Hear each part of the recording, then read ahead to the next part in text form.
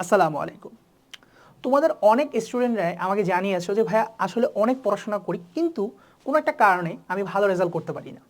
So এটা আসলে যারা আমাকে জানিয়েছে শুধুমাত্র তাদের যে সমস্যা তা না, এটা বরং আমাদের বাংলাদেশের স্টুডেন্টদের জাতীয় সমস্যাই বলা চলে।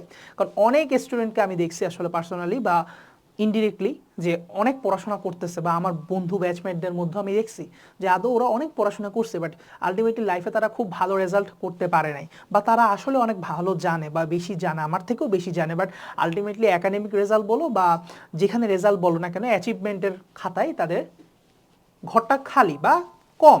সো এই জিনিসটা কেন হচ্ছে? সো আজকের ভিডিও থেকে তোমরা ইনশাল্লাহ একটা সলিউশন, এটার থেকে অবস্থা থেকে কীভাবে বের হতে পারবা সেটা অ্যাটলিস্ট জেনে যাবা। আমি তোমাদেরকে একটা ফর্মুলা শিখিয়ে দেবো, ঠিক আছে? সো শেষ পর্যন্ত থাকো। সো সাথে আছে তোমাদের সাথে তোমাদের সামিউল ভাইয়া, sir Salimullah medical college MBBS শেষ বর্ষে আছি। তো আজকে যে টেকনিকটা ফর্মুলা ফর শিখাবো সেটা কিন্তু তোমরা আজীবন মনে রাখবা।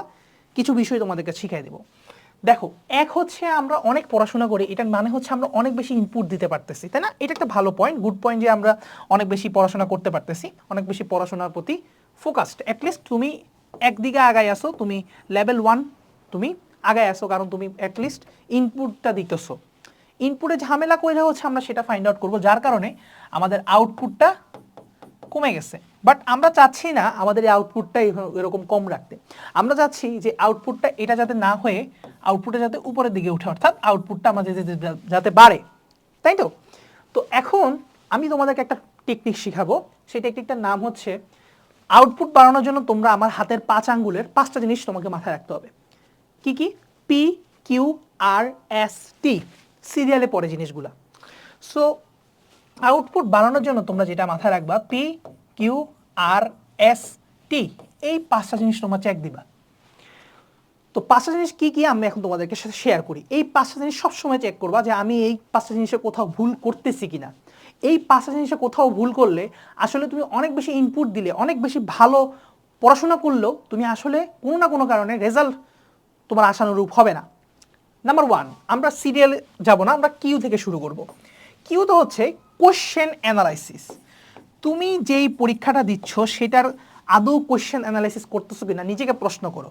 নিজেকে প্রশ্ন করো, আমি চেক করো যে আমি আসলে এগুলো করতেছি কিনা। তুমি ধরো সামনে দিবা HSC পরীক্ষা, সামনে দিবা টেস্ট পরীক্ষা, সামনে দিবা তোমার কলেজের টার্ম পরীক্ষা।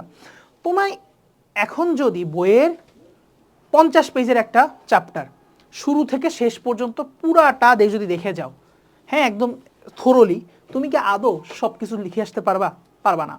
কারণ হচ্ছে আমাদের ব্রেন সার্টেন অ্যামাউন্টের আসলে ক্যাপাসিটি আছে যে আমি এগুলো ভালো করে মনে রাখবো। তো তোমার দেখা যাবে কি, যে কোনো একটা চ্যাপ্টারে, ধরো বায়োলজির কথা আমি বলি, যেহেতু ভাইয়া পড়াই হচ্ছে মেডিকেলে রিলেটেড টপিক এবং বায়োলজি। তো বায়োলজি একটা চ্যাপ্টারের হাইয়েস্ট 5টা ছবি ইম্পর্টেন্ট, তুমি সেগুলো ভালো করে শিখো, সেগুলো ভালো করে আঁকা শিখো। তোমার তো দরকার নাই বায়োলজি একটা চ্যাপ্টারে 50টা ছবি ভালো করে পড়া। ওই 5টা ছবি যেটা আসে সেই 5টা ছবি ভালো করে আঁকা শিখো। একটা চ্যাপ্টারে আসে হচ্ছে 7টা বা 8টা টপিক থেকে সৃজনশীল আসে হাইয়েস্ট, এরকম। তো ওই টপিকগুলো না হয় ভালো করে জানো, ভালো করে পারো, তাই তো এগুলো পারতেই তো তোমার জীবন বের হয়ে যাবে, তাই না?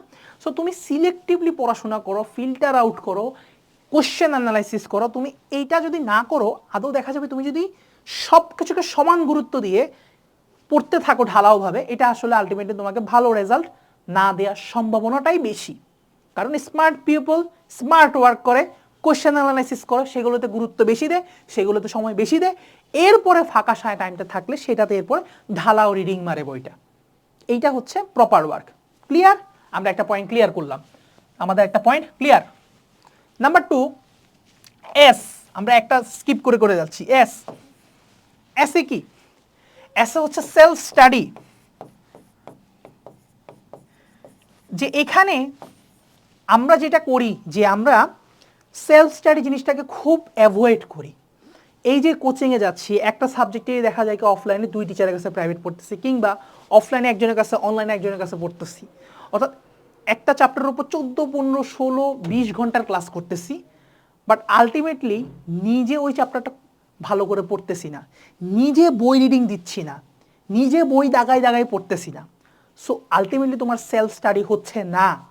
তোমার সেলফ স্টাডি না হইলে আসলে এটা তোমার নলেজ না, মনে রাখবা, এটা তোমার মাথায় থাকবে না। আলটিমেটলি পরীক্ষায় তুমি এগুলো লিখে দিয়ে আসতে পারবা না, কারণ আমি তোমাকে পড়াচ্ছি, আমি তোমাকে লিখে লেখা জিনিসটা পড়াই দিচ্ছি, তুমি ক্লাস দেখলা 14-15 ঘন্টার, খুব মনে করলা যে খুব শিখে গেলাম, খুব বুঝে গেলাম, বাট পরীক্ষা হলে পারবা না, কারণ যেটা আমি করাইছি তোমার 14-15 ঘন্টা ধরে সাপোজ সেটা আমার নলেজ, মাই নলেজ, আমি তোমাকে পড়াই দিছি, আমার প্র্যাকটিস হচ্ছে, আমার নলেজটা শানিত হচ্ছে, বাট হোয়াট অ্যাবাউট তোমার, তোমার কথাটা কি, হোয়াট অ্যাবাউট ইউ, তোমার তো প্র্যাকটিস হচ্ছে না, তুমি নিজে বসে বসে জিনিসগুলা লিখতে পারতেছো না, সো তোমাকে নিজে পড়তে হবে, আমার পড়াটা তোমাকে রিভাইজ করতে হবে, আমার পড়াটা তোমাকে আবার পড়তে হবে, সো নিজের পড়ার সময়টা রাখতেছো কিনা, সাফিসিয়েন্ট অ্যামাউন্টের সময়টা তোমার এই সেলফ স্টাডিটা বাড়াইতে হবে।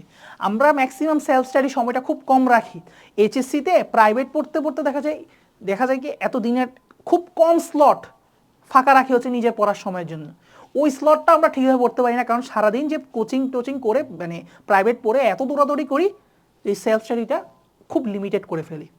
মাথায় রাখতে হবে সেলফ স্টাডির পরিমাণটা বাড়াইতে হবে, তাহলেই ভালো রেজাল্ট করা সম্ভব ইনশাল্লাহ। এরপরে আরেকটা পয়েন্ট দেখো, এখন আমরা ব্যাকে আসি, আরে হচ্ছে রিভিশন।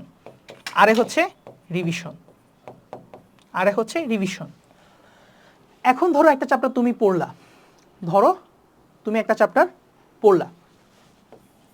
এই চ্যাপ্টারটা তুমি যদি মনে করো যে আমি পড়লাম কিন্তু রিভাইজ করব না, তাহলে কি তুমি খুব ভালো করতে পারবা না?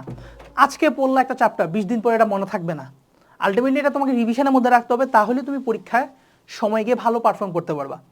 এবং রিভিশনের বিষয়টা হচ্ছে কি যে আমাদের ব্রেইনে তথ্যগুলো কিভাবে স্টোর হয়, যে থ্যালামাস দিয়ে ইনফরমেশনগুলো যায়, ফার্স্টে এগুলো শর্ট টার্ম মেমোরিতে কনভার্ট হয়।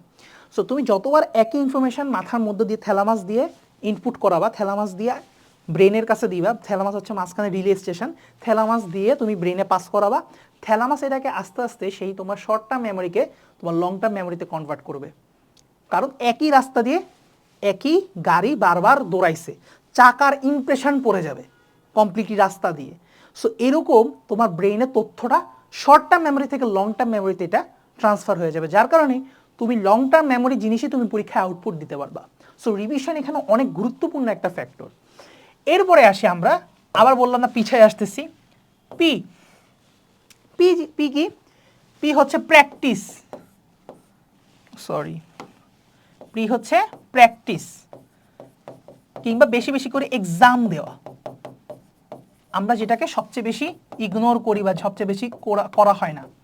একটা চ্যাপ্টার তুমি পড়ছো, পড়া শেষে তুমি যদি কোথাও এক্সাম না দাও, অনলাইন অফলাইন যেখানেই হোক, তোমার কখনো ওই চ্যাপ্টারটা সম্পর্কে তোমার কত পার্সেন্ট দক্ষতা তুমি জীবনেও জানবা না। ওই বলছে না যে নো দাই সেলফ, নিজেকে জানো, নিজেকে জানা কখনোই হবে না তুমি যদি এই এক্সামটা না দাও। তুমি মনে করবা সব পড়ছি, সব জানি, সব মাথায় আছে। আবার অনেক সময় হয় পরীক্ষার আগে মনে হয় ভাইয়া কিছুই পারি না, কিছু জানি না, পরীক্ষা খারাপ করবো। অনেক সময় পরীক্ষা ভালো দিয়ে আসি, কারণ আমরা নিজেদেরকে জানি না পরীক্ষা না দেওয়ার আগ পর্যন্ত। নিজেকে যাচাই করা সবচেয়ে গুরুত্বপূর্ণ একটা উপায় হচ্ছে এক্সাম দেওয়া। সো বেশি বেশি এক্সাম দিয়ে নিজের ফল্ট ফাইন্ডিং করা এবং কতটুকু জানি সেটা নিশ্চিত করা, যাচাই করা, এটা তোমার অনেক গুরুত্বপূর্ণ একটা বিষয়। এগুলো তুমি করতেছো কিনা চেক করো। তুমি যদি এই স্টেপগুলোতে ভুল না করো, ইনশাল্লাহ তোমার ভালো রেজাল্ট হইতে বাধ্য, ইনশাল্লাহ, যদি আল্লাহ তাআলা রহমত করে। এছাড়া আছে টাইম ম্যানেজমেন্ট। লাস্টে বাকি রয়েছে টাইম ম্যানেজমেন্ট। আমরা অনেকে টাইম ম্যানেজমেন্টে খুব বাজে, বিশেষ করে অ্যাডমিশন টাইপ পরীক্ষাগুলোতে দেখা যায় সময় কম থাকে, বা কম্পিটিটিভ এক্সামগুলোতে। তো ওই কম সময়ের মধ্যে তুমি অ্যান্সার করে আসতে পারতেছো কিনা, এটা অনেক বড় একটা চ্যালেঞ্জ হয়ে দাঁড়ায়। তো আমরা যেটা করি যে প্রথম প্রশ্নগুলোতে অনেক সময় লাগাই দিই, বা এইচএসসির কথাই বলি, আমরা সৃজনশীলে প্রথম প্রশ্ন লিখতে 35 মিনিট লাগাই দিলাম, দ্বিতীয় প্রশ্ন লিখতেও মোটামুটি 30 মিনিট লাগালাম, এরপরে এরকম করতে করতে শেষ প্রশ্ন দেখা যায় কি 10 মিনিটও সময় থাকে না। সো আলটিমেটলি কিন্তু ভালো করে সব সৃজনশীল তুমি সমানভাবে লিখতে পারলা না, তাহলে তুমি সমান তালে নাম্বারটা পাইলা না, কিন্তু কম হয়ে গেল। তাহলে সবগুলো জন্য যদি সমান তালে টাইম বরাদ্দ রেখে তুমি যদি সমানভাবে সময় দিতে পারতা, তাহলে কিন্তু পরীক্ষাটা ভালোভাবে দেওয়া যেত। এবং কোনো কারণে যদি কোনো ম্যাথ ভুল করতা, কোনো কিছু ভুল করো, সেটা এনাফ পরিমাণ টাইম রাখা যায়, কারণ টাইম ম্যানেজমেন্টটা তুমি সুন্দর করে রাখলে লাস্টের 10 মিনিট যদি তুমি রিভাইসের জন্য রাখতা খাতাটা, তাহলে তুমি কোনো ভুল করলেও ওইখানে কম্পেনসেট করতে পারবো টাইমটা। সো টাইম ম্যানেজমেন্টটাও ইম্পর্টেন্ট। তোমার এক্সাম হলে টাইম ম্যানেজমেন্টটা তুমি আগে থেকে সেট করে যেতে হবে, কিছু কিছু স্ট্র্যাটেজি তোমার মাথার মধ্যে নিয়ে যেতে হবে, যে আমি 10 মিনিট সময় রেখে দিব, প্রতিটা প্রশ্নে এতটুকু সময় দিব, এই সকল জিনিসপত্রগুলো আমাকে মাইন্ড থেকে সেট করে যেতে হবে, যাতে আমার এক্সাম হলে টাইম ম্যানেজমেন্টটা প্রপার হয়। এইগুলো যদি ঠিকঠাক থাকে, লাস্টে আরেকটা জিনিস সেটা জাস্ট এক্সট্রা, সেটা হচ্ছে একটা এক্সট্রা পার্ট, সেটা হচ্ছে মেন্টাল পার্ট, মেন্টাল অ্যাসপেক্ট। তোমাকে মানসিকভাবে এবং শারীরিকভাবে সুস্থ থাকতে হবে। সোজা কথা হচ্ছে তোমার হেলথ ইস্যু, তুমি মানসিক এবং শারীরিকভাবে সুস্থ থাকতে হবে। আমার যদি শরীর খারাপ থাকে তাহলে দেখা যাবে পরীক্ষা ভালো হবে না। আমার যদি মেন্টালি আমি একটু ডিপ্রেস থাকি, আমার দেখা যাবে আমি হয়তো বা মেন্টালি আমি যদি খুব আপসেট থাকি বা খুব ভয় পেয়ে যায়, যে অনেকের এনজাইটি কাজ করে, এক্সাম এনজাইটি, এইগুলো একটু কমাতে হবে। এখন বললেই তো কম হয়ে যায় না, তুমি যত বেশি এক্সাম দিবে, যত বেশি প্র্যাকটিস করবা, যত বেশি এক্সপোজড হবে অফলাইন কোচিং সেন্টারগুলোর এক্সামে, ঠিক আছে, তত বেশি দেখা যাবে স্টুডেন্টদের সাথে তুমি দেখবা যে এনভায়রনমেন্টের সাথে তুমি আস্তে আস্তে খাপ খেয়ে নিচ্ছ। সো তখন বড় পরীক্ষাগুলো, পাবলিক পরীক্ষাগুলো দিতে যাচ্ছ, তখন তোমার ভয়টা অনেকটা কেটে যাবে। সো এই সকল জিনিসগুলো তুমি যদি মাথায় রাখো, মোটামুটি তোমার ইনপুট বাড়ালে আউটপুটও ইনশাল্লাহ বাড়তে বাধ্য। তাহলে আজকে থেকে আমরা 5টা পয়েন্ট অ্যাটলিস্ট মাথায় রাখবো। বাকি লাস্টে যে মেন্টাল অ্যাসপেক্ট, এটা আসলে তোমার হাতে নাই, ওইটা আসলে ঠিকঠাক হয়ে যাবে আল্লাহ চাইলে।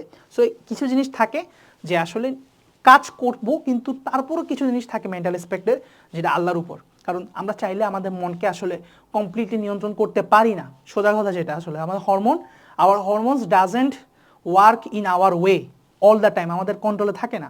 সো এই জন্য আল্লাহ তাআলা বা সৃষ্টিকর্তার একটা হিসাব বলে একটা বিষয় আছে। সো প্রেয়ার, আল্লাহ তাআলার কাছে চাওয়া, কোনো কিছু একটা চাওয়া, এটাও একটা ম্যাটার করে। সো আমরা যদিও এটা আমরা আমাদের হাতের 5 আঙ্গুলের বাইরে রাখলাম। সো আমরা আমাদের হাতে যেটা আছে সেটা হচ্ছে আমাদের হাতের 5 আঙ্গুল, PQRST, practice, question analysis, revision, self study এবং টাইম ম্যানেজমেন্ট। এই বিষয়গুলো তুমি যদি ঠিকঠাক রাখতে পারো, তাহলে ইনশাল্লাহ তুমি যে কোনো পরীক্ষায় অনেক অনেক বেশি ভালো রেজাল্ট করবা। আমি ইনশাল্লাহ এটা গ্যারান্টি দিতে পারি, ইনশাল্লাহ। তো শেষমেশ একটা কথা বলি, এই যে সিলেক্টিভ পড়াশোনা করা, ঠিক আছে, এবং হচ্ছে তোমার বেশি বেশি এক্সাম দেওয়া, এগুলো কোথায় দিতে পারো? এগুলো আমাদের অনলাইনে যদি তুমি দিতে চাও, তাহলে আমাদের এই জন্য কোর্স আছে।